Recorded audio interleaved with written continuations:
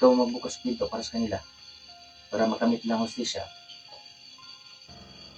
Paano ako magbukas sa pinto? Hindi na nga ako makalapit sa kanila. Bukas pa ng pinto. Huwag mo nga akong ganyanin.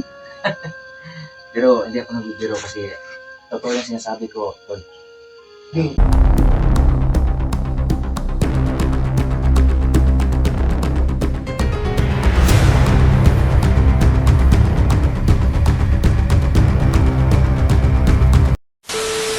Sa kanila.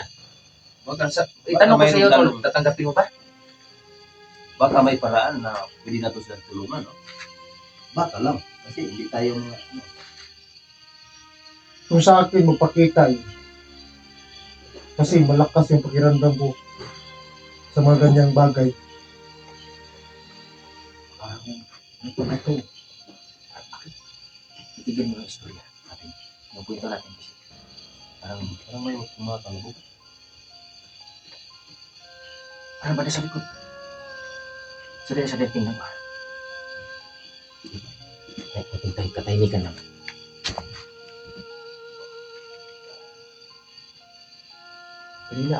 Kanina aso mo naman. Kumakalampag dito banda ako sa likod. Wala namang ibang tao dito. Baka si Tulkulas. Pero, Tol? Tol. Aso. Huwag ka magbira, Tol, ha? Tol, huwag ka magbira, Tol. Tol. pag nagpakita, Wala, Tol. pag nagpakita ang ulo ngayon, masabi ko sa sarili ko, Wala ibang bahay. Wala ibang aso. Kaya hindi na yata nagustuhan ng ating dito, ha?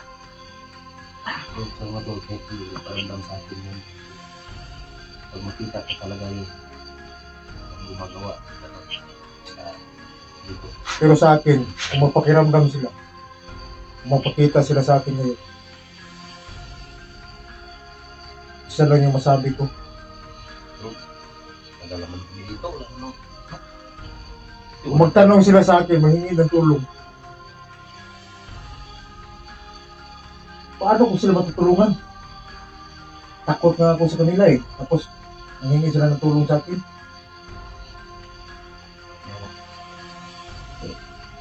Kasi hindi ako takot sa taong buhay. Pero sa mga hindi ko lang masabi. Pero kung ito ang gusto na ano, ikaw magbukas pinto para sa kanila para makamit ng hustisya. Paano ako magbukas sa pinto? Hindi na nga ako makalapit sa kanila. Bukas pa ng pinto. Huwag mo nga akong ganyanin. Pero hindi ako nagbibiro kasi totoo yung sinasabi ko, Tol. Hindi, tol, talaga. Hindi talaga yung biro sa akin, tol. Pag ganyan bagay, tol. Totoo yung sinasabi mo. Dahil napakahirap.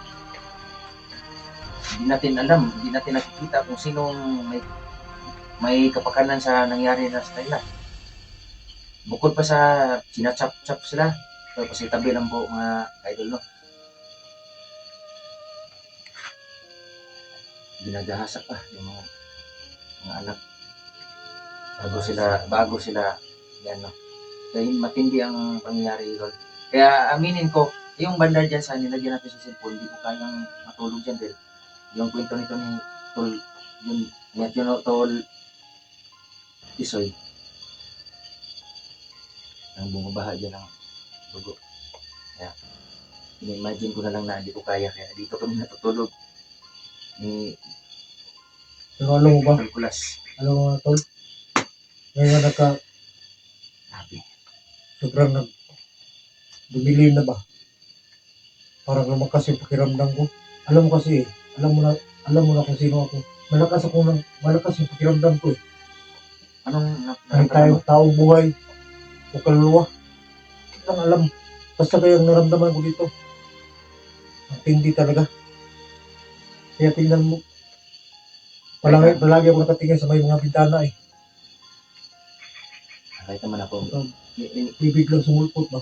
nung pagpunta ko doon, pinakontra ko si merong hangin na gumagano sa akin dito bata ko. Ha?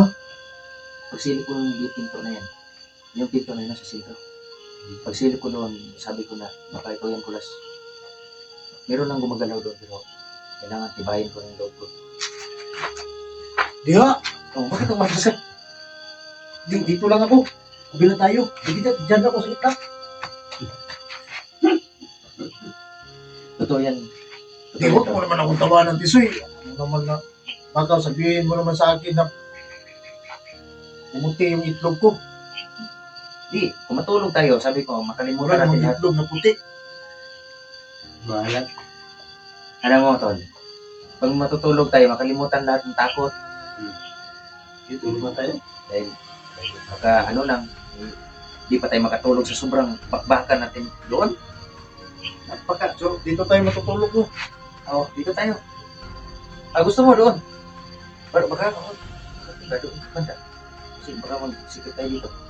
Hindi, kung doon ako matutulog, alam mo naman na hindi ako sanay sa gilid-gilid matulog. Sa gitna talaga ako. Nasa gitna lang. Kasi sanay ako sa gitna. Hindi, payag, Jesus. Ikaw pa, Pero hindi ang tayo upo matutulog namin. dito. Tol. Hindi tayo matutulog doon. Dito lang. Dito lang tayo matutulog. Saan mo natin ilagay yung kandila? Yan lang yan. Diyan lang yan. Tama, mahaba-haba yung kabila na yan. Hindi man natin, Di, dyan lang yan Atin na natin ilagay para hindi lang natin anuhin yung cellphone. Pahilaw na lang natin yan. Masang malubat. yung kandila na yan, kung hanggang magdamag niya siguro. Anong oras na ba? Alas 11 na yata gabi. Alas 10 gabi. Kaya kung mapatay man siya, malapit na magumaga na rin. Ano, okay lang sa'yo? Kahit walang ilaw, wala na. Nag-iisang kandila na lang yan. Sige, mag-anong lang tayo. Hindi, payag na kami.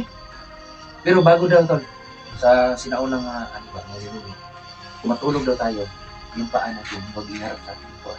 Ha? Kasi meron daw tao na natulog pero naglakad.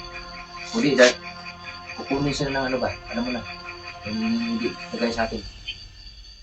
Kailangan ang ulo Pero natin- nakasirado. Sinirado ko naman ito. Tisoy. Siguro lang natin. Siguro yan. Okay lang. Ano? Tapos na tayo kumain doon sa daanan. Ayun lang una natin. Dito tayo mahinga na tayo dahil sakit ng katawan ko dun sa pangyayari. Doon tayo. Sige.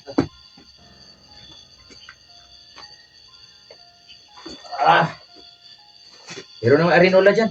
Yung sugong. Ano nang putotoy mo dyan? Sa gitna man ako. Dito ko lang ito ilapit. Sige. Yan, ilapit mo. Ito pala yung mga idol. Manigurado tayo para hindi pumutok yung puso natin.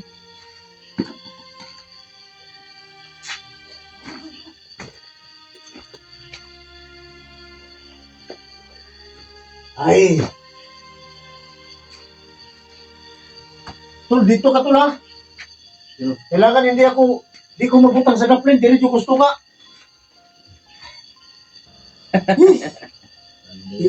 Kapoy jugos. Kapoy ta sulakaw eh. Ay. Katulog baka ko ini. Naigid ko pumati ba?